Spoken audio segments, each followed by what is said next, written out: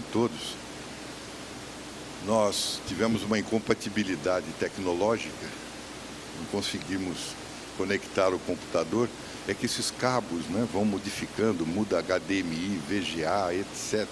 Como nós estamos ficando um pouco antiquados, né, o computador também parece que precisa de uma renovação. Então, em breve, eu vou só lendo, eventualmente, os slides, né, que nós deveríamos passar e vamos tocando para frente. O ano 2018, nós estamos há 160 anos de dois eventos que marcaram profundamente o Espiritismo. O primeiro deles foi quando, no dia 1º de abril de 1858, Allan Kardec teve a oportunidade de fundar aquilo que nós denominamos a primeira casa espírita no mundo, quando ele inaugurou a Sociedade Parisiense de Estudos Espíritas. A partir dos estudos que foram delineados nessa casa, ele foi se aproveitando desse manancial, desse conteúdo de mensagens e de informações e foi acrescendo a estrutura que ele havia inaugurado um pouquinho antes, em janeiro desse mesmo ano de 1858, quando ele iniciou os trabalhos da Revista de Espiritismo, que foi editada durante 12 anos, até a desencarnação de Allan Kardec. Todos os meses era editado essa pequena revista espírita em que continha todas as informações acrescentadas àquilo que os espíritos indicavam. E aí nós começamos a entender e nos aprofundar cada vez mais naquilo que o Espiritismo é, em essência. O que é que ele faz? Estuda a origem, a natureza e o destino dos espíritos, assim como a sua inter-relação com o mundo material. E se utilizando desse princípio, Allan Kardec estabelece logo na primeira edição da Revista Espírita, dizendo que estudar a natureza dos espíritos é estudar o homem, uma vez que deverá fazer parte um dia do mundo dos espíritos. Eis porque adicionamos ao título principal o subtítulo Jornal de Estudos Psicológicos, a fim de dar a compreender toda a sua importância.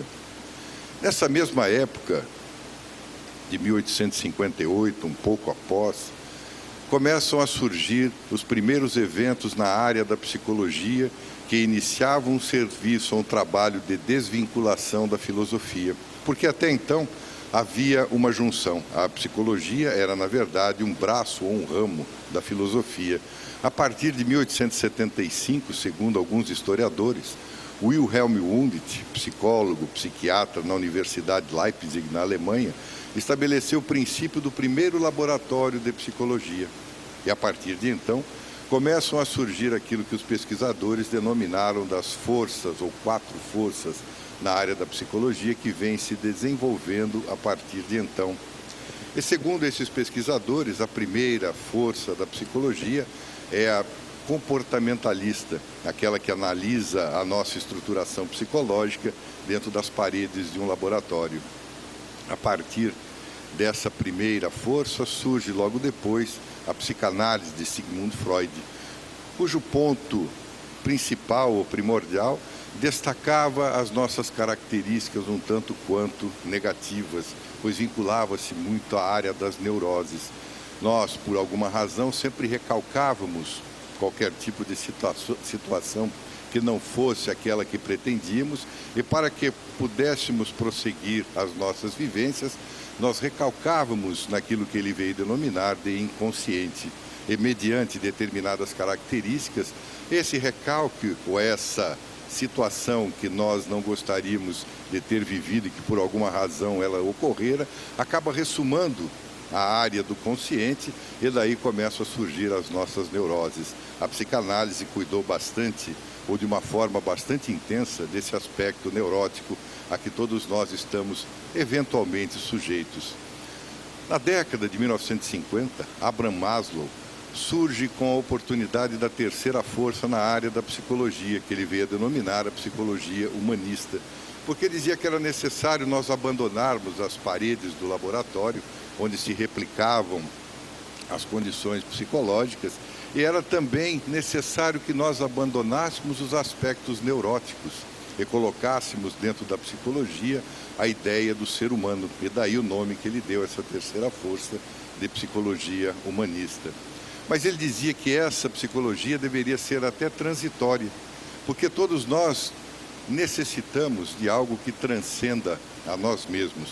Então ela daria base, daria alavanca para aquilo que se denominaria a quarta força na área da psicologia, que seria a psicologia transpessoal, aquela que Joana de Ângeles estabelece, que veio resolver uma grave problemática na área da psicologia, pois ousou descobrir o ser espiritual.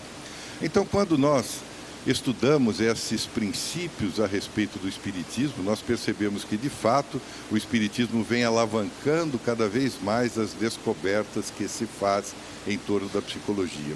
O próprio Allan Kardec dizia que o Espiritismo deveria acompanhar tudo aquilo que o mundo pudesse nos oferecer. Então, estudar, segundo ele, a natureza dos espíritos, o que equivale a dizer a estudar nós mesmos, é que começa a surgir a solução, segundo ele, possível e racional, para que nós conseguíssemos entender essa multidão de situações nas quais nós passamos, os fenômenos, como ele diz, antropológicos, os fenômenos morais, as nossas afinidades, mas também as nossas antipatias, o nosso progresso, a nossa degeneração de todas as formas. Então é esse princípio do Jornal de Estudos Psicológicos de Allan Kardec, editado na Revista Espírita, é que nos traz uma série de fenomenologia e uma série de entendimentos a respeito do que significa a psicologia, que nada mais é do que psique, alma, lá do grego, que significa alma, elogia o estudo, então o estudo da alma. A partir da década de 1950, o espírito Joana de Ângeles começou a dedicar-se a esse estudo daquilo que havia sido promovido pelos primeiros, digamos assim, os primeiros estudiosos da área da psicologia, desde a comportamentalista até a transpessoal. Em uma entrevista que o Divaldo Pereira Franco concedeu alguns anos atrás, ele estabeleceu que Joana de Ângeles, durante 50 anos, ela estudou a psicologia, a psiquiatria, para que ela pudesse inaugurar aquilo que veio se denominar, então, a psicologia espírita de Joana de Ângeles. E ela mesma quem caracteriza ou quem descreve qual é a sua atuação, dizendo que, sintetizando diversas correntes do pensamento psicológico, estudando o homem na sua condição de espírito eterno, apresenta-se uma proposta de um comportamento filosófico idealista, imortalista, auxiliando na equação dos seus problemas sem violência e com base na reencarnação, apontando-lhe os rumos felizes que deve seguir. A grande base estrutural do Espiritismo concentra-se, digamos assim, primeiro na existência de Deus. É a grande base do Espiritismo. Depois nós temos a estruturação da própria reencarnação, a comunicabilidade dos espíritos, a imortalidade dos espíritos.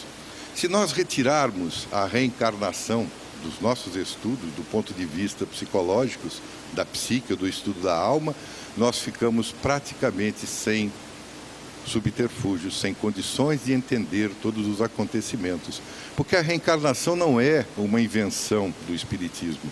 A reencarnação é um procedimento que vem sido adotado por diversas condições filosóficas, até religiosas, no nosso mundo, desde muitos e muitos milênios atrás.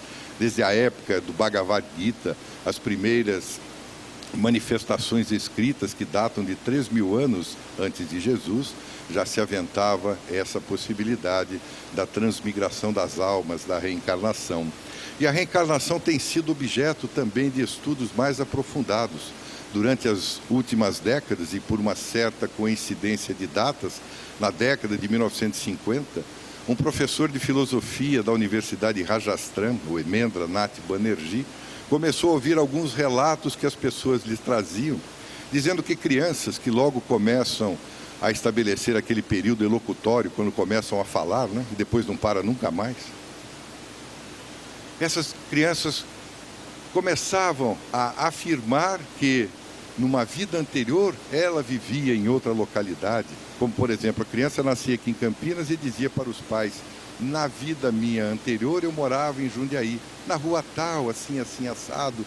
E essas questões eram levantadas pelo espírito de investigador do Dr. Banerjee. Porque ele foi atrás e começou a investigar muitos desses casos. Pegava a criança, levava à cidade em que ele dizia se recordar ter vivido no passado, e ela conduzia ele à rua que queria. Ele dizia: aqui é a casa onde eu morei. E ele tomava um cuidado muito especial, porque ele diz que as crianças são muito suscetíveis aos aspectos da imaginação. Então, o cuidado muito especial para não alavancar o imaginativo das crianças e permitir com que elas tivessem sempre recordações espontâneas. E como essas recordações eram espontâneas e falavam a respeito de uma vivência transato no passado, ele estabeleceu a ideia de uma memória extracerebral. Porque até então, tudo era cérebrocêntrico, tudo era determinado pelo nosso cérebro. A alma seria, no entendimento dos estudiosos acadêmicos, nada mais, nada menos do que uma exsudação do cérebro. Então ele cunha a estrutura da ideia da memória extracerebral. Essas suas experiências foram transcritas e foram editadas no jornal também de estudos parapsicológicos, na Universidade de Duke, nos Estados Unidos. Era um jornal que transitava pelo país e caiu às mãos de um médico psiquiatra, o Dr. Ian Stevenson, na Universidade de Virgínia. O Stevenson se interessou por aqueles relatos, porque, afinal de contas, ele conseguia compreender que, através da reencarnação, muitos daqueles aspectos psicológicos, especialmente os traumáticos, poderiam, de fato, estar vinculados a uma vivência transata, uma vivência do passado. Foi ele mesmo para a região do Oriente, aonde havia um número maior de situações dessa, e esteve aqui também no Brasil, quando foi auxiliado pelo Dr. Hernani Guimarães Andrade, talvez o maior estudioso na área científica do espiritismo, e que depois acabou surgindo uma obra, a Reencarnação no Brasil, aonde ele cita 8 casos sugestivos de reencarnação. E o Dr. Stevenson, tomando conta desse enorme manancial que lhe foi passado pelo Banerjee, escreveu a obra que foi editada em 1966 aqui no Brasil, como 20 casos sugestivos de reencarnação. De lá para cá, ele somou mais de 3.000 casos desses sugestivos. Ele desencarnou no ano 2008, há 10 anos atrás, mas deixou na mão de um outro psiquiatra, o Dr. Jim Tucker, toda essa informação, todos esses arquivos a respeito da reencarnação. E alguns anos atrás, o Jim Tucker teve a oportunidade de escrever uma obra que, infelizmente, ainda não foi traduzida para o português, que chama-se Vida Antes da Vida, aonde ele traz outras informações, mais informações. Mas uma das características principais do Dr. Stevenson é que, além de manter a estrutura que havia sido didaticamente colocada pelo Banerjee, da memória extracerebral, ele soma outra informação, vinculando muitas vezes as marcas de nascença às recordações do passado. Porque muitas dessas crianças possuíam algumas marcas e elas declaravam que elas deveriam ter sido feitas através de uma morte traumática. E nós sempre arquivamos aquilo que é mais traumático. É natural. Às vezes nós encontramos uma pessoa, começamos a conversar, a pessoa nos pergunta alguma coisa e nós dizemos assim: mas eu nem lembro o que eu comi na hora do almoço. Mas se nós tivermos uma cicatriz, qualquer coisa, alguém perguntar, nós lembramos de tudo. Os traumas acabam, de certa forma, tendo um vínculo mais profundo na nossa área de memorização das coisas. O Dr. Stevenson, percebendo essa estruturação, escreveu diversas obras vinculando as marcas de nascença às estruturas psicológicas dos traumas do passado. Mas uma ocasião, conversando com o Hernani Guimarães Andrade, que nós já dissemos, o grande pesquisador aqui na área da reencarnação, o Hernani comentou comigo e disse: Augusto, há um problema que nós ainda não conseguimos levantar. Ele disse: porque se nós temos marcas de nascença que formam algumas condições traumáticas diante das nossas reencarnações, há marcas que nós ainda não conseguimos levantar e pesquisar com certa profundidade. São as marcas psicológicas. Porque as marcas psicológicas, todos nós trazemos alguma, de alguma maneira ou de alguma forma. Então, esses estudos atuais em que nós temos aí da reencarnação, acabam nos auxiliando a entender que, de fato, a psicologia espírita tem que ter a sua base racional dentro dos aspectos da reencarnação. É necessário nascer de novo. Até lá no Dome de Kardec, né, foi colocado nascer, morrer, renascer ainda e progredir sem cessar. Tal é a lei. Não foi ele que citou, foi o Instituto Espírita belga que criou essa frase e sugeriram que fosse colocado no Dome de Kardec. Está lá. Então é a grande proposta: nascer, morrer, renascer ainda e progredir sem cessar. Então Joana de Ângeles estabelece que a tarefa da psicologia espírita é tornar-se a ponte entre os notáveis contributos dos estudos ancestrais dos eminentes psicólogos, oferecendo uma ponte com o pensamento espírita que ilumina os desvãos e os abismos do inconsciente individual e coletivo, os arquétipos, os impulsos e as nossas tendências. Quando nós falamos nessa nomenclatura que muitas vezes está exposta nas obras de Joana de Ângeles, como, por exemplo, o arquétipo, é uma dificuldade até de nós interpretarmos, mas é uma palavra que foi trazida do grego antigo, porque arque significa antigo, arqueologia, o estudo do antigo. Tipo é modelo, marca. Então, arquetipo ou arquétipo são as nossas marcas antigas. Todos nós trazemos marcas antigas. Algumas são extraordinariamente boas, outras nem tanto, mas todos nós trazemos essas marcas dos arquétipos. Quando ela fala do inconsciente individual, é essa característica das experiências que todos nós fomos acumulando durante as nossas reencarnações. Todos nós acumulamos informações, experiências, e todas elas estão restritas dentro de uma área inconsciente, nem sempre acessível ao consciente, que é o que nós estamos fazendo na atualidade. Quando ela fala a respeito do inconsciente coletivo, uma criação da psicologia analítica de Carlos Gustav Jung, ela se recorda que todos nós, através desse enorme processo da evolução e da reencarnação, transitamos pela história do mundo.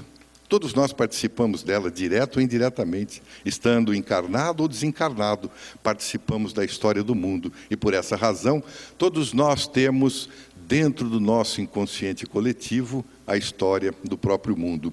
E algumas experiências são no mínimo interessantes, porque se nós olharmos aquela ideia a respeito do dilúvio universal, transcrito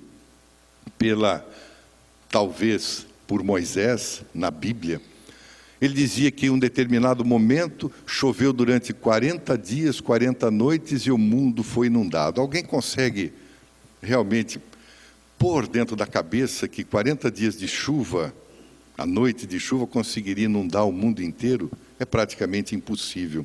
É um evento local. E esse evento local deve ter havido uma história semelhante, porque anos antes, quando houve a primeira diáspora do povo hebreu, eles foram levados para a Pérsia, porque Nabucodonosor exterminou com toda a ideia e com todo o ideal do povo hebreu. Mas lá eles tiveram contatos com algumas histórias naturais da Pérsia, daquela região que hoje forma o Irã, e da Mesopotâmia, porque tinha lá aqueles dois rios, o Tigres e o Eufrates, que volta e meia eles tinham as suas enchentes. E nessas enchentes, possivelmente, muitas pessoas tinham sofrido uma série de condicionantes desagradáveis. Aliás, só um pequeno parênteses, né? Algumas pessoas que não são evolucionistas, quando perguntavam a respeito do que aconteceram com os dinossauros, né? As pessoas dizem que eles não couberam na Arca de Noé, por isso que não sobreviveram. Então, são alguns arquétipos desinteressantes, né? Mas algo semelhante surge aqui no Brasil, porque houve um momento da nossa história em que Tupã, ele avisou a Ceci para que ele tomasse uma carnaubeira e fizesse uma barca, porque viria um grande dilúvio. Então Tupã, avisando Ceci e Peri, tomaram a carnaubeira, fizeram um pequeno barco, e quando veio a grande inundação, eles se salvaram. É a lenda de origem do rio Solimões. Todos nós participamos de alguma forma desse evento, né? Do nosso inconsciente coletivo, mas fala a respeito dos nossos impulsos, das nossas tendências. Então, Joana de Ângeles prossegue, estabelecendo que, para que haja um entendimento mais profundo a respeito da psicologia espírita, a qual ela propõe, é necessário que nós entendamos pelo menos 4 dos pilares a que ela faz uma constante referência. O primeiro desses pilares é exatamente aprender a se conhecer, que é uma das nossas características. O segundo é aprender a viver. O terceiro, aprender a ser. E o quarto pilar da psicologia espírita vem a ser exatamente aprender a amar. E é por isso que muitas vezes nós dizemos que Joana de Ângeles nos propõe não só uma psicologia, que é o estudo da psique, da alma, mas também uma pedagogia, porque o aprendizado faz parte do entendimento das nossas vidas. E às vezes nós ficamos extenuados em tentar estudar as obras de Joana de Ângeles. No início, quando os primeiros livros que não eram da série psicológica, eu começava a ler, lia algumas palavras e dizia assim, meu Deus, o que é que significa? Aí eu fui assistir uma palestra, o Divaldo Franco, em 1947, ele tinha lá 20 anos, tinha uma certa dificuldade para a convivência que ele tinha com os espíritos. E aí ele apareceu um espírito e disse assim, meu filho, você é médium. Ele nem sabia o que significava a palavra médium. Mas você não é espírita. Se você for espírita, você vai saber compreender ainda mais o significado de médium. Então Divaldo perguntou, mas como é que eu faço? Ele diz assim, eu sugiro a você que comece pelo começo. Leia o Livro dos Espíritos. Divaldo foi, comprou o Livro dos Espíritos, aquelas letras miúdas, aqueles prolegômenos. Quando ele leu prolegômenos, ele não sabia o que significava. Fechou o livro, o Espírito lhe apareceu e disse assim, mas por que é que você não está lendo a obra? Ele disse assim, porque eu não sei o que significa prolegômenos. Ele disse assim, pois é, o Espiritismo é uma doutrina de cultura. Se você quiser aprendê-la, no seu manancial mais profundo, vai e compre um dicionário. Ele foi e comprou o dicionário. Chegou em casa animado, procurou, não tinha a palavra prolegômenos. O Espírito lhe apareceu e disse assim, compre esse dicionário. Explicou direitinho, ele voltou, disse que era caríssimo o dicionário, mas comprou. Mas antes de levar embora, lá na livraria, ele abriu para ver se tinha a palavra prolegômenos. E lá estava, palavras iniciais. Eu também aprendi depois disso, porque fiquei sempre imaginando o prolegômeno. Porque às vezes nós lemos assim, pré-fácil, até pós-fácil, nós já lemos. Mas prolegômenos, Allan Kardec foi muito feliz, pelo menos nos instruiu a procurar um pouquinho mais nos dicionários. Então, quando eu li aquelas palavras ergastulado, eu disse assim, meu Deus, que coisa horrível. Eu comecei a buscar o dicionário. A sorte que eu já tinha um em casa, não precisei comprar. Começava a acompanhar as obras com o tal do dicionário, senão realmente nós perdemos o conteúdo. Então, quando nós passamos a buscar um pouquinho mais de entendimento a respeito da psicologia espírita, nós temos que ter a base, como nós já falamos, a respeito da crença em Deus, por exemplo. Porque Joana de Ângeles diz que toda a sua psicologia, baseada na reencarnação, baseia-se exatamente na crença em Deus, na existência de Deus. O Chico Xavier dizia que o maior exemplo de misericórdia de Deus é exatamente nos conceder a reencarnação. Porque aí é que Ele nos promove diante das nossas próprias vidas, nos dá a oportunidade de vivenciarmos novamente e estabelecermos os princípios idealistas, ideais, para que nós consigamos abandonar os nossos arquétipos indesejáveis e adquirirmos tantos outros, tantos novos. Então, Joana de Ângeles diz que Deus é um sol transcendente, que é o arquétipo primacial. É a nossa primeira marca antiga. Fomos criados à imagem e semelhança de Deus.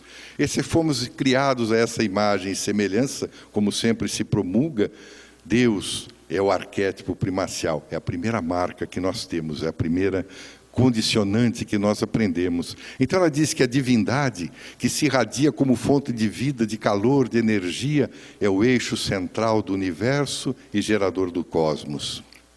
Se nós não entendermos essa busca da crença em Deus, nós ficamos desarmados diante de outros tantos condicionantes.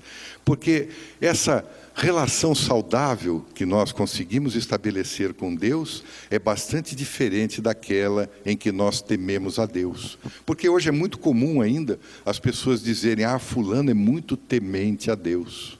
Mas eu digo assim: mas ele é cristão? É cristão. Mas se ele é cristão e é temente a Deus, ele não entendeu o que Jesus disse. Porque Jesus disse assim: ama a Deus acima de todas as coisas, ao teu próximo como a ti mesmo. É necessário amar a Deus, entender a estrutura de Deus. E o livro dos Espíritos é tão extraordinário que está lá na pergunta número 1, que é Deus. Não é quem é Deus. Porque quando nós perguntamos quem, nós estamos nos ligando a uma pessoa, a um personagem. Nós lembramos sempre, eu sempre digo, aquele Deus que foi pintado no teto da Capela Sistina, de barbas longas, um homem meio raivoso, que condenava alguns povos, iludia outros e privilegiava outros tantos. Aliás, só privilegiava os hebreus, era um Deus totalmente judaico. Então esse Deus antropomórfico na forma de homem é aquele que nós não entendemos, que nós não compreendemos. E que quando ele criou Adão, imagina, o criador desse cosmos extraordinário, ele não devia ter muito o que fazer, veio aqui na terra. Aí fez um bonequinho de barro, veja, soprou-lhe as narinas e deu-lhe o quê? O nome de Adão. Porque Adão em hebraico, Adão significa alma, ele concedeu-lhe a alma. Mas era um Deus meio esquecido, não é? Ele veio, depois de um tempo, percebendo que se o Adão ficasse sozinho, ia haver um problema muito grave. Então ele veio à noite, não devia ter mais barro, ele estava dormindo e tirou uma costela do lado direito. E criou a mulher. Só que como ele esqueceu de soprar as narinas, a mulher ficou sem alma até 1800 e pouco. Era um Deus meio esquecido. E mais esquecido ainda, porque se ele tirou uma costela do lado direito, Adão ficaria manco, né? Teria uma degenerescência qualquer, porque ia fazer falta aquela costela. Mas dizem alguns brincalhões que ele veio sim, uma outra noite, tirou do lado esquerdo e criou a sogra. Isso é conversa de alguns por aí afora. Mas era esse Deus que nos levou a temer. Esse Deus que nós passamos a ter medo. Então, de Joana de Ângeles, que não.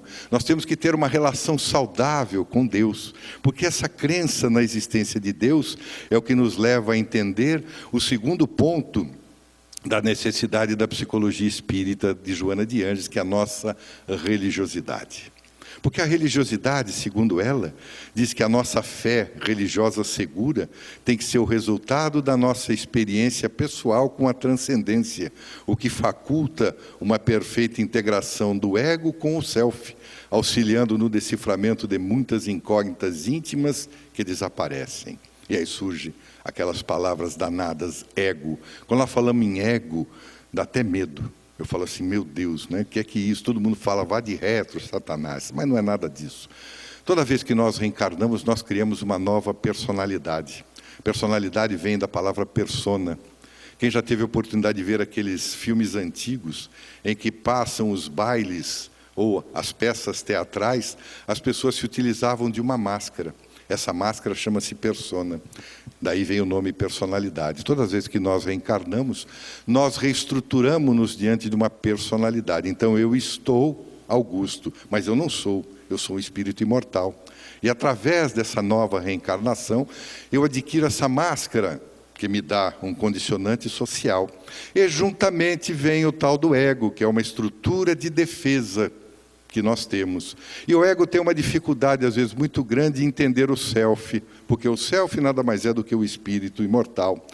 A mensagem que o espírito envia para o ego, ele segura muitas delas porque é um sistema de defesa. Quando nós falamos egoísmo, por exemplo, ismo é um sufixo de movimento. Espiritismo é o movimento dos espíritas, catolicismo, movimento dos espíritas. O ego significa o eu, o ismo, movimento em torno do eu. Então, quando se fala em egoísmo, equivale a dizer que nós estamos girando somente em torno de nós mesmos. Nada mais do que isso. Então, essa estrutura da fé religiosa que se refere Joana de Ângeles é que nos auxilia a desvincularmos-nos de certas incógnitas, de certos desentendimentos. E daí nós começamos a perceber que, de fato, há que se estabelecer o princípio da fé racional, aquela que Allan Kardec dizia que é aquela que é capaz de compreender todos os ciclos da história de uma forma racional, sem ficarmos inventando ou colocando algumas coisas caraminholas na nossa cabeça. Se nós olhamos hoje para esse manancial a que nós estamos vinculados, essa maravilha de universo, ele nos chama atenção realmente para que nós possamos entender um pouco mais a respeito da nossa própria religiosidade, que nada mais é do que a nossa ligação para com Deus. José Herculano Pires dizia que é muito simples nós percebemos a existência de Deus. O primeiro aspecto é exatamente aquilo que está exposto na parte 3ª do Livro dos Espíritos, quando fala a respeito da lei de adoração. Todos os povos, em todas as épocas, sempre adoraram alguma coisa, ou algum personagem, ou o que quer que fosse, desde a época do totemismo. Os primeiros totens era adoração a uma divindade. Nós fomos passando por diversas etapas. Nós temos a era da litolatria, adorávamos as pedras. Até hoje, está cheio de gente adorando cristais, né? Fazem dos cristais o manancial de entendimento da vida. Outros, na fitolatria. Há pouco tempo eu li a respeito de um centro espírita do Santo Daime, lá no norte, região norte do Brasil, porque as pessoas são fitólatras, adoram o tal do daime, que nada mais é do que uma planta. Tem a zoolatria, adoração aos animais. Eu digo, quando uma pessoa paga $1 milhão num boi ou numa vaca, só pode ser de uma zoolatria. Não é possível que seja de forma diferente. Então, essa lei de adoração está incorporada em todas as épocas, faz parte do nosso inconsciente coletivo. De certa forma, ao vivenciarmos o decorrer da história, da evolução, nós participamos de toda a historicidade da nossa própria condição. Mas há uma outra, que é a própria estrutura da natureza. Jesus havia dito com muita propriedade lá no Sermão da Montanha, que bem-aventurados seriam os puros de coração, que veriam a Deus. E nós queremos ver aquele homem barbudo ainda. Mas, na verdade, Deus está na estrutura da própria natureza. Se nós olharmos hoje para esse nosso pequeno céu, numa noite estrelada, não numa cidade que tenha muita luminosidade, se formos para uma cidade aí do interior, que não tenha muita luminosidade à noite, e olharmos para os céus, nós vamos imaginar aquele zimbório celeste de uma forma extraordinária, e dizemos assim: quantos milhões de estrelas estamos vendo? A olho nu, 2.500. Pode contar. E dizia que antigamente contar estrela dava verruga na ponta do dedo. Mas se nós pegarmos um binóculo desses caseiros e olharmos para o mesmo céu, nós vamos conseguir enxergar 15 mil dessas estrelas. Um pequeno telescópio caseiro, nós conseguimos enxergar 150 mil estrelas. Se formos ao Monte Palomar, na Califórnia, aquele enorme telescópio, nós vamos enxergar milhões e milhões de estrelas. Diz o Dr. Tracy Morrison, todas elas cantando a glória de Deus. Então, quando nós olhamos para esse zimbório e imaginamos a beleza da estrutura, de tudo aquilo que nos é oferecido, começamos a fazer algumas contas. Hoje, a astrofísica estabelece que nós somos um pequeno mundinho, na verdade, uma pequena constelação, colocado lá do lado esquerdo, quase desaparecido, em uma das 100 bilhões de galáxias que existem no mundo.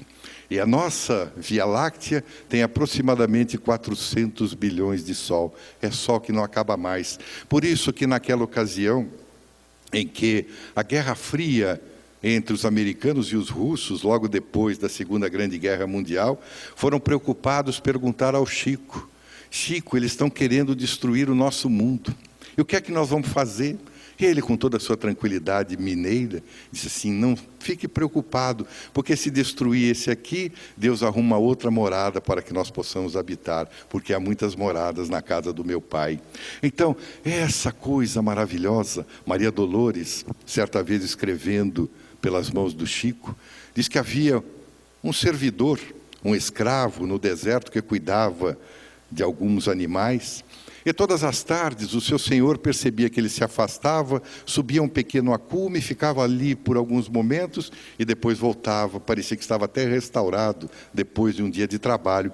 E todos os dias, sucessivamente, ele fazia a mesma coisa. Até que um dia o senhor lhe chamou e disse assim: eu percebo que você, todas as tardes, se retira a um lugar meio afastado e depois você retorna e retorna muito melhor. O que é que você faz? Ele disse assim: eu vou conversar com Deus. Mas como você vai conversar com Deus? Como é que você sabe que Deus existe? Ele disse assim: muito simples. Os orientais são profundos conhecedores das peças de ouro. Então ele perguntou: se o senhor recebe uma peça de ouro e não sabe quem é que fabricou, como é que o senhor descobre o ourives? Ele disse assim: muito simples, pela marca. Todos os ourives deixam uma marca muito específica naquilo que produzem. Ele disse: pois bem, se o senhor recebe uma carta e ela não vem com assinatura, uma carta anônima, como é que o senhor descobre quem enviou? Ele disse assim: muito simples também, basta eu olhar pela caligrafia. Cada um tem uma caligrafia, pode ser parecida, mas não é igual. Ele disse: pois bem, o senhor está aqui à noite dormindo na sua cabana e o senhor escuta um animal que transita em torno dela durante a noite toda, mas o senhor não consegue identificar. Como é que o senhor faz para saber? Ele também é mais simples ainda, porque pela manhã eu vou ao redor da minha tenda, vejo qual é a pegada que tem no chão, eu identifico o animal. Ele disse: pois bem, então o senhor me acompanhe. Tomou pelas mãos, levou para fora da barraca, olhou para os céus, aqueles zimbórios celestes das luzes cintilantes expostas no céu, e disse assim: pois bem, aquelas são as marcas de Deus, não foi o homem quem criou, aquilo é a prova da existência de Deus. E todas elas, novamente, cantando a beleza da existência de Deus. Então Joana de Ângeles estabelece o segundo princípio da religiosidade. Mas ela vai mais além e fala-nos a respeito do desenvolvimento da nossa inteligência. Porque a inteligência é uma característica do espírito. E nós vamos desenvolvendo a nossa estrutura de inteligência à medida que nós evoluímos. Até pela própria formação cerebral. Ela começou lá atrás, desde o cérebro repitílico, passando ao cérebro límbico, o sistema límbico, e atualmente do neocórtex. Todas as vezes em que nós renascemos, parece que a ontogênese, ou seja, o nosso desenvolvimento do feto até a idade adulta, refaz a filogênese, que é toda a nossa experiência da evolução. Porque quando o feto começa a sua criação cerebral, ele primeiro cria o sistema repitílico, o cérebro repitílico, que é o cérebro dos répteis, 250 milhões de anos aproximadamente. E dizem alguns que é por isso que de vez em quando nós damos umas rabadas uns nos outros, porque ainda temos a estrutura do cérebro repitílico. Depois, como se fosse um sítio arqueológico, vem o sistema límbico, que é o nosso cérebro emocional. E, finalmente, a formação do neocórtex, que, segundo dizem, é aí que está a nossa capacidade analítica.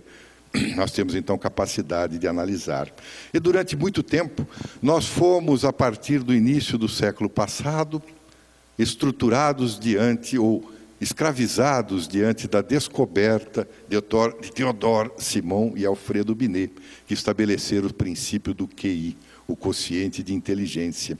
Se nós tivéssemos um alto QI, estávamos feitos na vida. Se tivéssemos um baixo QI, estávamos dizimados perante a vida. E aí ficamos escravos disso, porque todos aqueles que tínhamos um QI não tão elevado, nos sentimos muito mal, porque afinal de contas, só o de QI elevado que se dava bem. A partir da década de 1980, começaram a surgir outras hipóteses a respeito do nosso desenvolvimento da inteligência, quando Howard Gardner estabeleceu que nós temos múltiplas inteligências. Passamos pela inteligência logística, que nada mais é a capacidade de resolução de certos problemas, o que equivale a dizer do próprio QI.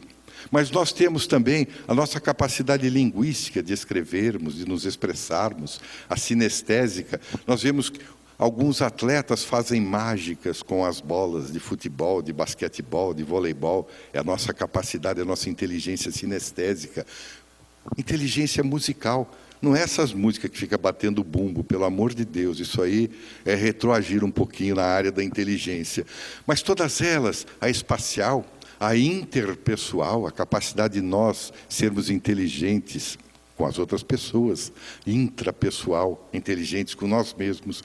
Então começa a haver uma nova distribuição a respeito do quociente da inteligência.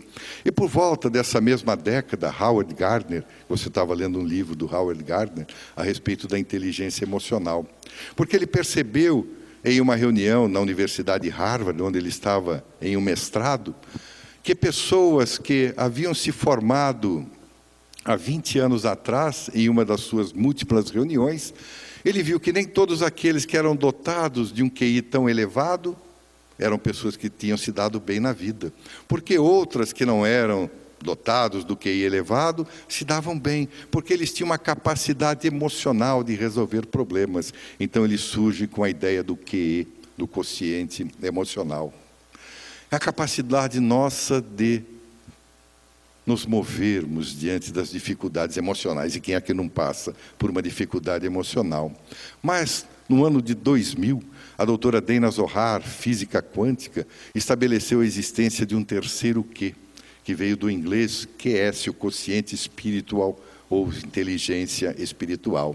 E ela dizia que a inteligência espiritual é, de fato, a inteligência da alma. E se nós não tivermos essa inteligência espiritual, nós não conseguimos a sustentação adequada para o quociente de inteligência e nem para o quociente emocional. Então, por isso que diz Joana de Ângeles que a nossa inteligência espiritual é, de fato, uma realização interior lúcida, a nossa capacidade de enxergarmos o mundo não com as lentes distorcidas, mas dentro da sua realidade mais profunda. Então, se nós começarmos a analisar agora aqueles 4 pilares a que fizemos referência, principalmente o primeiro deles, do aprender a se conhecer, Joana de Ângeles diz que o autodescobrimento tem por finalidade conscientizar a pessoa a respeito do que necessita, de como realizá-lo e de quando dar início à nova fase. Todos nós gostaríamos de saber a respeito de nós mesmos, não é? Eu digo, se nós não tivéssemos essa curiosidade, nós não teríamos aí nas placas ou nos postes, né? Madame fulano de tal, lê Búzios, lê cartas, e está sempre assim, né? Tem lista de espera. Eu, há pouco tempo, fiquei sabendo de uma pessoa, em uma cidade próxima, que leva 6 meses na lista de espera para atender alguém que queira saber a respeito de si mesmo, alguma coisa desse sentido. Mas são curiosidades, na verdade, e é uma curiosidade que vem desde a ancestralidade, porque havia lá no templo, em Delfos, na antiga Grécia, o templo de Apolo, e lá havia escrito no pórtico de entrada, conhece-te a ti mesmo, aquilo que Sócrates se utilizou, né, para que dessemos uma conotação um pouco mais moralizante a respeito do significado. Mas desde aquela época, as chamadas pitonisas acabavam dando informações a respeito das pessoas, do que aconteceria, do que não aconteceria. Mas na realidade o que nós precisamos é não só, como diz Joana de Ângeles, a identificação das necessidades, mas principalmente da nossa realidade emocional, das nossas aspirações legítimas e das nossas reações diante das ocorrências do cotidiano. O que nós falamos a respeito do Bhagavad Gita, por exemplo, uma das suas muitas páginas, fala a respeito de um momento quando Krishna estabelece um diálogo com Arjuna, que era um dos seus discípulos, e diz a ele que se preparasse, porque haveria uma grande guerra entre os seus primos.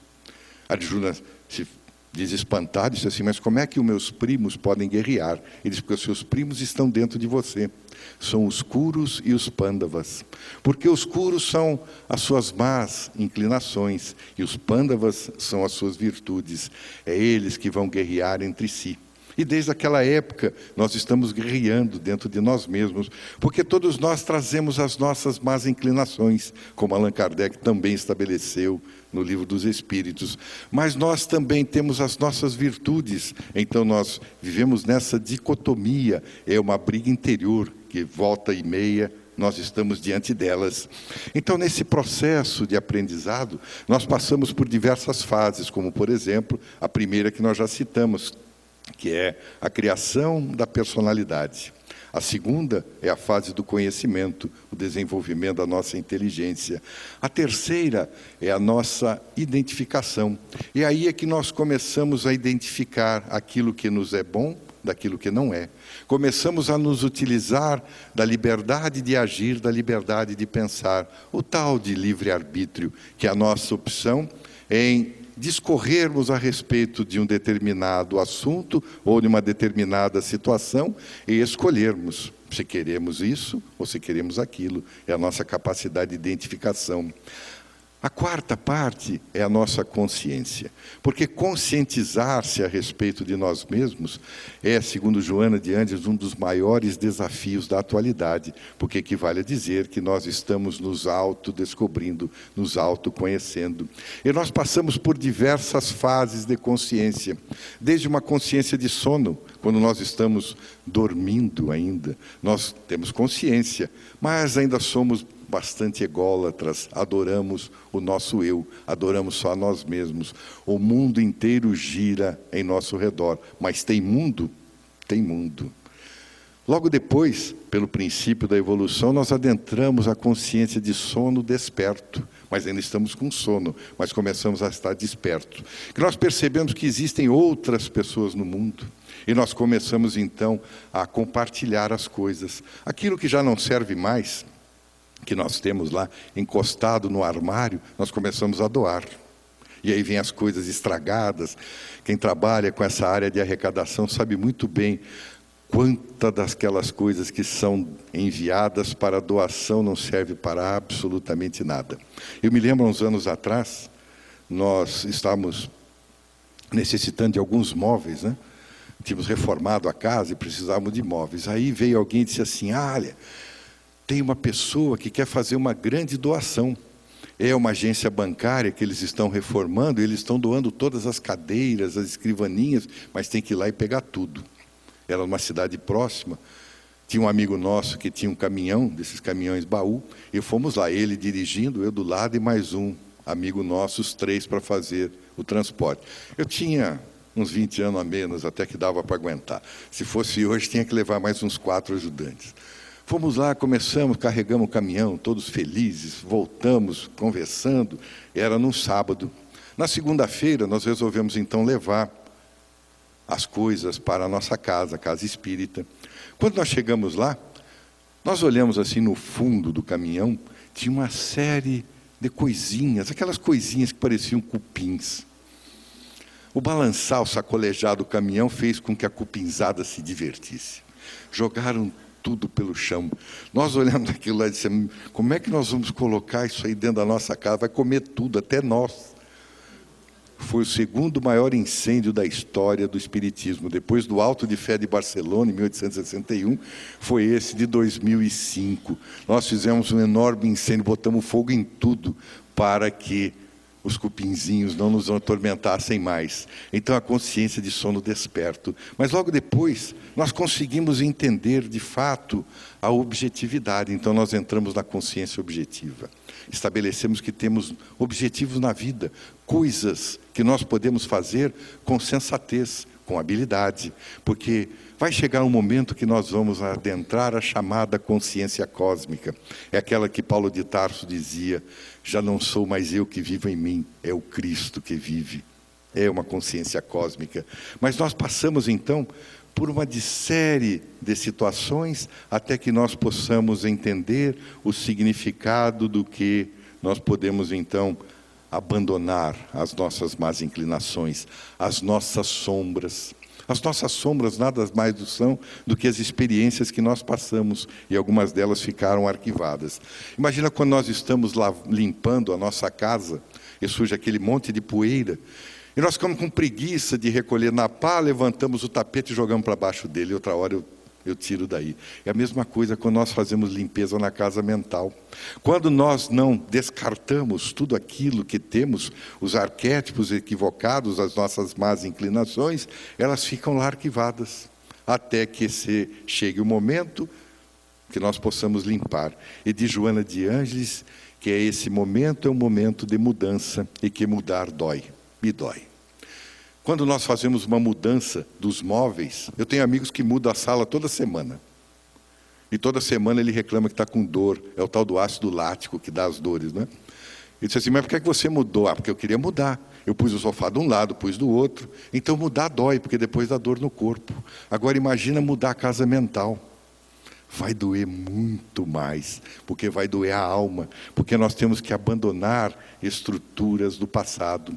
Então, uma obra que nós lemos há alguns anos atrás, de um sacerdote protestante, John Powell, ele estava conversando com um dos seus assistentes, e disse assim, pois é, eu estou escrevendo uma obra, mas eu ainda não sei exatamente qual o título que eu vou dar. Eu estou lhe perguntando, ou conversando com você, quem sabe surge uma sugestão. Ele disse assim, por que é que as pessoas têm medo de dizer quem são? E o rapaz imaginou que fosse para ele e disse assim, porque se eu lhe disser quem sou, você não vai gostar de mim. E ele escreveu a obra, porque tem medo de dizer quem és. É o título da obra. Porque muitas vezes nós temos medo de dizer, de fato, quem somos. Então temos que aprender a nos conhecer. A segunda parte é o aprender a viver. De Joana de Anjos, que aceitar-se como se é, sem desejar imitar modelos transitórios das glórias momentâneas que brilham sob os focos das lâmpadas da ilusão. A fatalidade existencial deixa de ser viver bem, que é uma das metas humanas, para se bem viver, que é uma conquista pessoal e é intransferível. É difícil, às vezes, nós nos aceitarmos como nós somos. Nós sofremos muitas vezes da síndrome de Gabriela. Quem se lembra da novela Gabriela Cravo e Canela de muitos anos atrás, na época que eu assistia novelas? Ela tinha, na introdução dela, era uma música. Eu nunca canto porque vocês vão se encantar com a minha voz, né? Mas ela dizia assim, eu nasci assim, eu sou mesmo assim, vou ser sempre assim. Eu falo que é a síndrome de Gabriela, porque nós nos imaginamos que vamos morrer dessa forma, e tem alguns amigos espíritas que dizem assim, eu vou esperar a próxima reencarnação. Eu digo assim, vai fazer conta, porque a próxima encarnação, doutor Hernani Guimarães Andrade, tem uma obra que chama-se Você e a Reencarnação, em que ele se utilizou de manancial das terapias de vidas passadas, das informações, doutora Ellen Wambá, uma série de outras, Edith Fiore, e estatisticamente, ele era matemático, engenheiro e matemático, estatisticamente ele levantou que o período de intermissão média, ou seja, o período que nós nos mantemos na erraticidade, é de 250 anos. Então é melhor fazer agora do que ficar esperando 250 anos para fazer de novo. E olha que ainda tem aquele período da gestação, aquela primeira infância que nós só nos divertimos e tudo mais. Então, veja, vai lá para os seus 260 anos, então tem que fazer agora. Nós não podemos deixar para fazer depois. Então surge a nossa necessidade de nós aprendermos que, se afinal de contas, viver bem é uma das nossas metas, todos nós queremos viver bem, mas é muito mais importante nós bem vivermos, mudarmos um pouquinho a forma como nós estabelecemos os princípios das nossas próprias vidas. Há muitos anos atrás, o Divaldo Franco, nós estávamos conversando antes da palestra dele a respeito de uma série de coisas, e ele disse assim, Augusto, leia um livro que foi escrito por um médico psiquiatra americano, mas de origem mexicana. Chama-se Os 4 Compromissos. Depois ele até discorreu a respeito do assunto na palestra. Acabou a palestra, no dia seguinte fui lá para comprar o livro. Dom Miguel Ruiz, que é o médico psiquiatra, ele tem origem nos chamados índios toltecas, que haviam vivido aproximadamente 800, 900 anos antes de Jesus, em uma cidade que hoje fica próxima à cidade do México, que é Teotihuacan. Teo é Deus, então é a cidade onde os homens se transformam em deuses.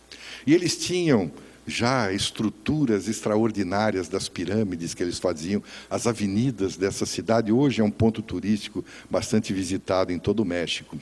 Mas a estrutura psicológica desses toltecas, o doutor Dom Miguel Ruiz descreve na obra, dizendo que em um determinado momento, um dos seus pensadores, aqueles que eram os pajés da época, que nada mais, nada eram do que os médiuns, ele estabeleceu um princípio de que eles eram todos filhos da luz, mas para voltarem à luz, retornarem à luz, era necessário que estabelecessem 4 compromissos para que as suas vidas fossem dinamizadas.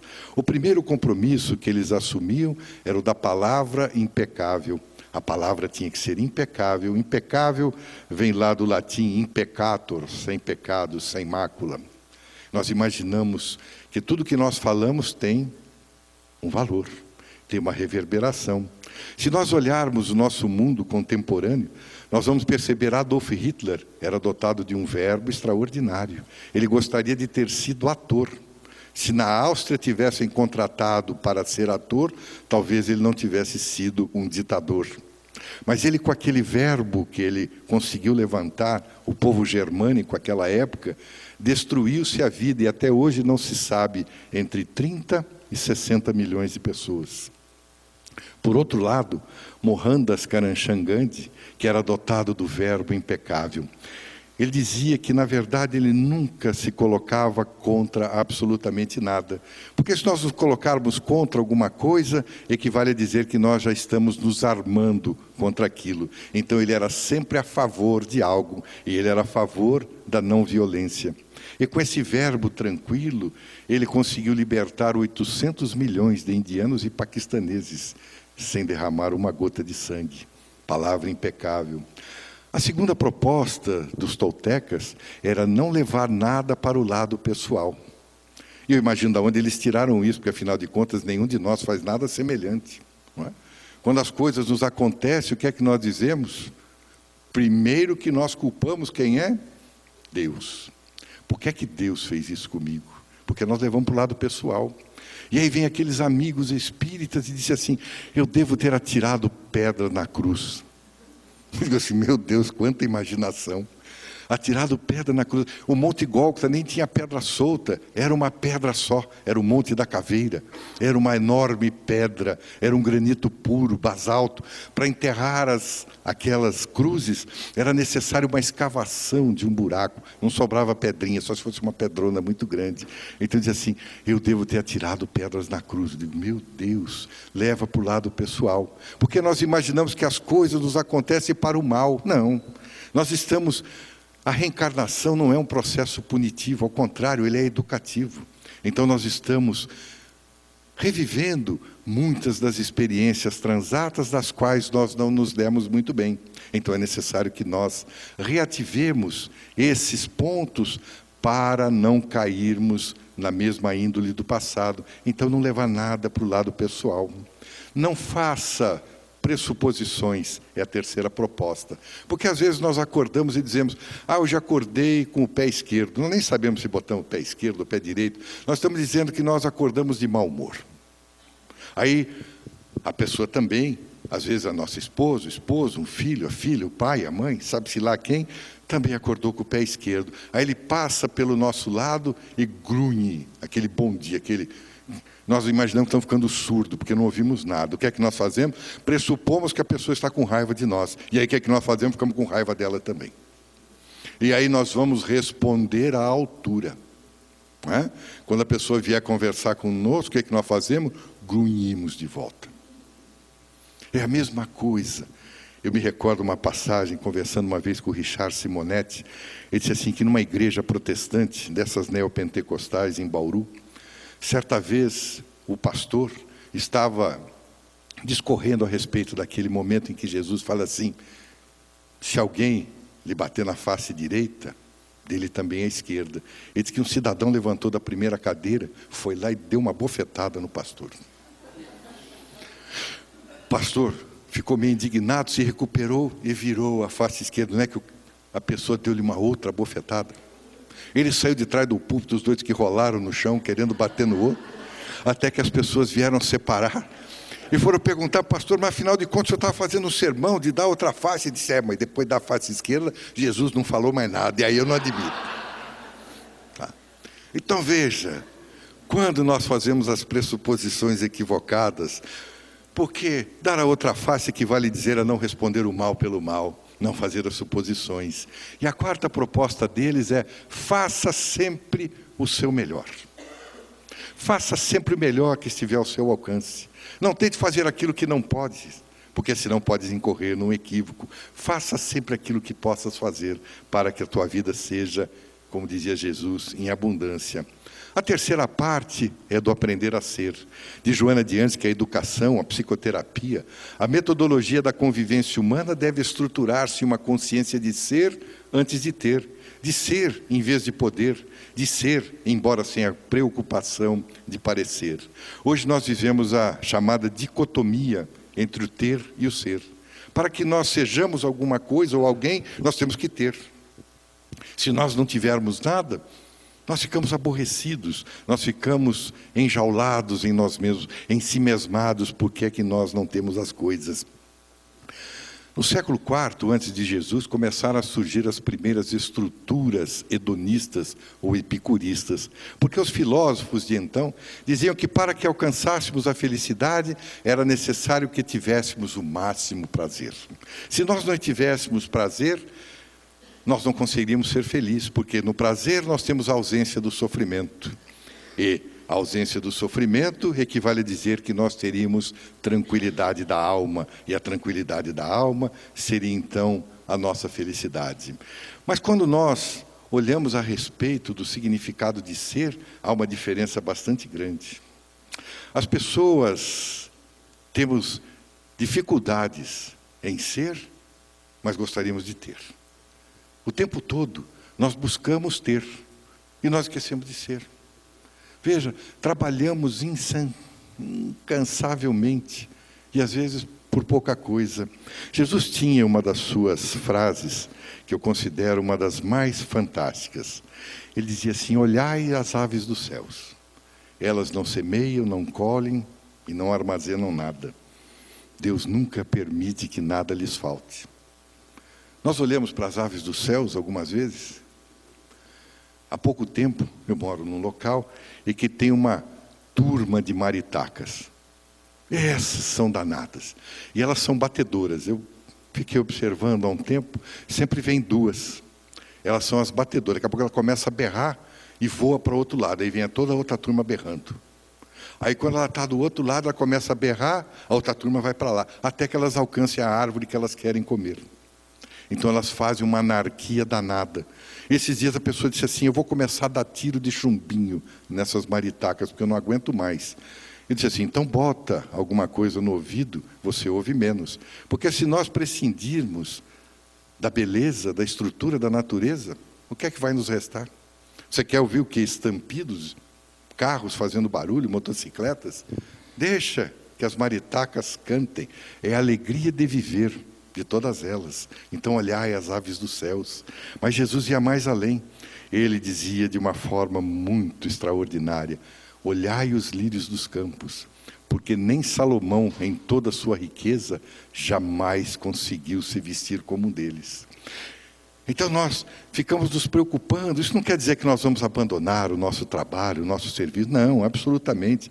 Isso faz parte da responsabilidade que todos nós carregamos. Todos nós temos as nossas profissões, as nossas necessidades socioeconômicas, culturais.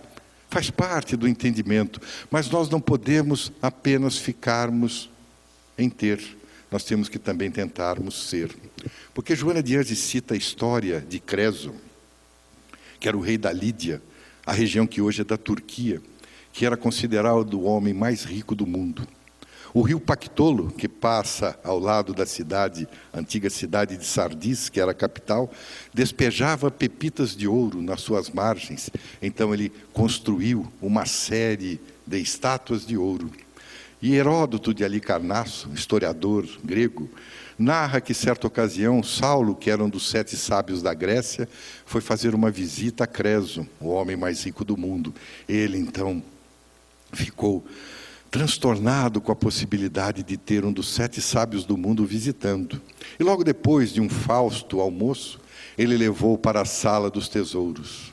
Mostrou aquela maravilha repleta de peças de ouro, peças preciosas de toda espécie, e perguntou a ele: Saulo, na tua opinião, quem é o homem mais feliz do mundo? E já estufou o peito. Ele disse assim: bom, na minha opinião, a pessoa mais feliz do mundo é um jovem que viveu em Atenas, porque ele cuidou da sua mãe até o final da sua vida, com muito desvelo, com muito carinho. E quando Atenas foi invadida e necessitava de homens de bem que a defendessem, ele foi o primeiro a se manifestar, carregando o estandarte da cidade. Foi tão nobre, tão feliz, que colocaram erigir uma estátua dele na praça central da cidade. Ele era o homem mais feliz do mundo. Creso não se aguentou e disse assim, tá bem, mas e o segundo homem mais feliz do mundo? Ele disse, na verdade, os segundos são dois irmãos, que também viveram em Atenas, e discorreu a história de homens que se sacrificaram pelo bem da humanidade. Aí Creso não aguentou e disse assim, mas e eu? Ele disse assim, meu amigo, numa vida de 70 anos, são milhares e milhares de dias. Em cada dia basta o seu próprio mal. Então muitas coisas podem acontecer ao longo de tantos e tantos dias. Alguns anos depois, Ciro, que conseguiu tirar Nabucodonosor do poder e que era um extraordinário general, dominou toda a região e fez de Creso o seu prisioneiro, mas não o conhecia. Creso foi colocado em uma pira, em um poste, estava próximo a ser morto, inumado pelo fogo, quando Ciro estava passando no seu cavalo, olhando aquelas pessoas que estavam prestes a serem assassinadas, e ele ouviu alguém olhando para cima e dizendo assim, Saulo, Saulo, como tu estavas correto. Ele conhecia também Saulo. E perguntou, quem és que conhece Saulo? Ele disse assim, eu sou Creso, o rei aqui da Lídia. Ele disse assim, pois eu vou lhe dar uma misericórdia, porque eu também posso necessitar dela. Eu vou libertá-la agora, mas tu serás o meu escravo. O homem mais rico do mundo acabou sendo escravo de um grande general.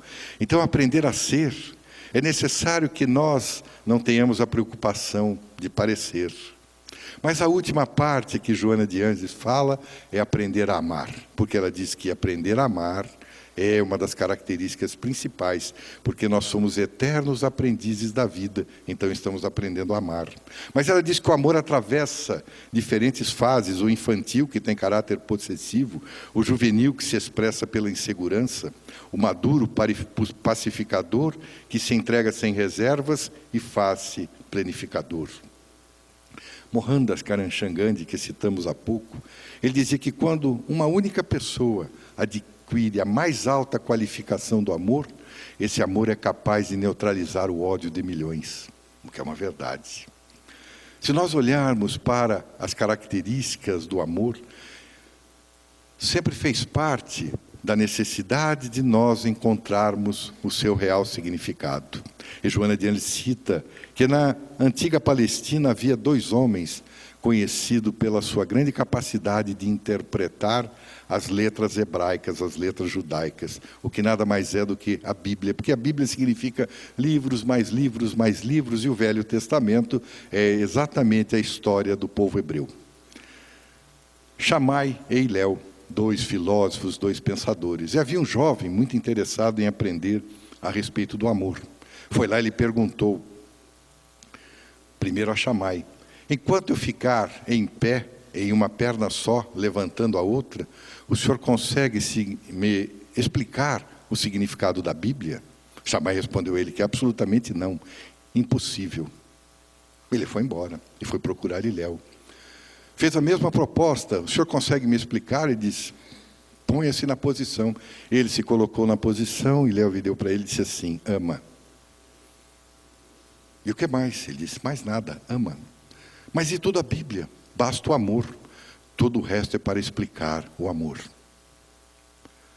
Quando nós olhamos para o significado do amor, um dos maiores que nos apresenta o Espiritismo é a caridade. Porque Allan Kardec diz que fora da caridade não há salvação. É uma expressão extraordinária que nós podemos ter a respeito do amor. Muitos anos atrás, nós ouvimos uma história contada pelo Divaldo, que havia sido contada inicialmente pelo Chico Xavier, na época que ele estava em Pedro Leopoldo. Essa história, o Dr. Bezerra de Menezes narrou ao Chico, que teve a oportunidade de ir em uma conferência pública narrá-la, que dizia que na antiga Rússia, na época dos czares, duas irmãs foram assistir o balé de Bolshoi, na cidade de São Petersburgo, onde existe um enorme teatro. E o Bolshoi era o grande balé da Rússia. As duas irmãs foram assistir, e era uma noite muito fria. Quando acabou, elas todas alegres, entusiasmadas, um fenômeno cultural daqueles, desceram as escadarias externas do teatro e viram que havia um mendigo. Ele estava tentando se proteger do frio, mas não tinha lá tanta roupa, e uma das irmãs estava com aqueles casacos enormes, casacos de pele. Ela começou a tirá-lo para dar ao mendigo. A outra irmã disse assim: mas se você der esse casaco a ele, não vai adiantar nada, ele vai destruí-lo amanhã, é um casaco muito caro. Vamos para casa, nós temos outros tantos casacos, outros cobertores, aí nós voltamos aqui e trazemos para ele. Ele disse assim: tá bem. Pegaram a carruagem, foram para casa. Estava muito frio, a lareira estava acesa, elas se sentaram na sala, começaram a conversar, tomaram um chá e adormeceram no sofá, as duas. Quando foi por volta das 3 horas da madrugada, uma delas, aquela que fez menção a dar o casaco, acordou, despertou, assustada, e disse assim: meu Deus, nós nos esquecemos do mendigo. Foi aos armários, aos baús, juntou tudo aquilo que ela podia, colocou de volta na carruagem, foi ela mesma dirigindo. Quando ela chegou na frente do teatro, procurou na escadaria, não encontrou o mendigo. Começou a procurar em volta, até que encontrou o vigilante. E perguntou-lhe: quando nós saímos daqui, depois da apresentação, tinha um mendigo que estava aqui na escada. Ele disse: eu me recordo dele, porque numa das minhas passagens por aqui, eu percebi que ele não se mexia. Eu fui lá, tentei mexer com ele, ele não se moveu. Eu percebi que ele estava morto. Eu chamei o hospital e já o levaram embora. Então o Dr. Bezerra disse que a caridade não pode esperar. A caridade tem que ser feita naquele momento. 2 irmãs de cor negra que estavam assistindo à palestra moravam na periferia de Pedro Leopoldo.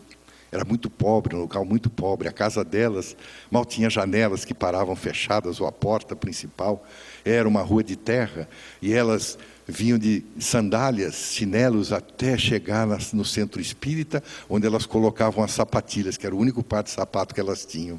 Então elas diziam que para chegar no centro espírita não podia ser de chinelo, tinha que ser pelo menos com sapato. Quando elas saíam de lá, guardavam o sapato na bolsa, punham o chinelo para voltar para casa. E elas concluíram juntamente que a caridade não podia esperar. Então elas resolveram praticar a caridade. Na praça de Pedro Leopoldo havia um menino, 14, 15 anos de idade, que havia sido abandonado. Ninguém sabia quem eram os seus pais, se ele tinha família, mas vivia ali. Então elas resolveram cuidar dele. Ele já estava meio adoentado, tinha uma tosse meio profunda, meio desagradável. Levaram-no para casa, cuidaram dele, davam-lhe banho, comida, sopa, lençóis novos, roupas que elas podiam conseguir. Passados 6 meses, o jovem morreu. Elas então resolveram continuar a caridade. E havia uma mulher que também havia sido abandonada pelos filhos. Elas foram lá, recolheram, cuidaram daquela senhora, deram-lhe tudo o que era possível. 3 meses depois ela morreu. Ela disse assim: mas a caridade não pode esperar. E havia um mendigo na cidade, elas se lembraram do mendigo do Teatro Bolshoi, foram lá, trouxeram o mendigo para casa, deram-lhe banho, ele estava esquálido, estava muito perto da morte, mas elas resolveram cuidar dele, cuidaram. 3 meses depois ele morreu. O delegado da cidade ficou ensimesmado, avisou o juiz e disse assim: olha, essas senhoras estão levando gente para lá e as pessoas estão morrendo. Então elas foram convocadas a uma audiência pública, foram levadas diante do juiz. E o juiz então lhes perguntou: afinal de contas, o que é que acontece? As senhoras poderiam me esclarecer? Porque eu já soube que 3 pessoas morreram sob seus cuidados, e nós queremos saber o que acontece. Então uma delas tomou a palavra e disse assim: para falar a verdade para o senhor, nós não sabemos. Porque nós levamos o jovem, nós sabíamos que ele estava adoentado, cuidamos deles, lençóis limpos, a sopa que nós podíamos dar, cuidamos dele, os medicamentos que nós pedimos que as pessoas nos dessem gratuitamente. Quando ele estava um pouquinho melhor, nós olhamos para ele, achamos que ele estava tão feliz, ele morreu. Aí a senhora que nós pegamos foi mais ou menos parecida, porque ela também parecia tão feliz, estava até sorrindo. Passou um dia, nós percebemos, ela estava morta na cama. E o mendigo, por incrível que pareça, foi a mesma coisa. Quando ele estava um pouquinho melhor, ele morreu também. Então nós não sabemos explicar, porque nós sempre fizemos o máximo que nós podíamos. Demos a todos eles o nosso amor, o nosso carinho. Eles pareciam estar felizes e resolvem morrer. O juiz ficou tão encantado com a história que no dia seguinte pediu para que as pessoas da cidade contribuíssem com aquelas duas senhoras. Pediu a um construtor que fosse e reformasse a casa delas para que elas pudessem albergar todos aqueles que ali se destinassem e colocar uma plaquinha na porta: a caridade não pode esperar. Quando nós aprendermos a respeito do significado gigantesco da caridade, nós vamos entender que, de fato, nós aprendemos a amar. Que Jesus, esse grande protótipo do amor, aquele que nos ensinou que amar acima de todas as coisas é o essencial para a vida de todos nós, possa ser sempre o modelo e guia, e que nós possamos perseguir as suas pegadas, para que nós também possamos ter vida em abundância. São sempre os votos de todos, para todos nós, que tenhamos nos corações muita paz.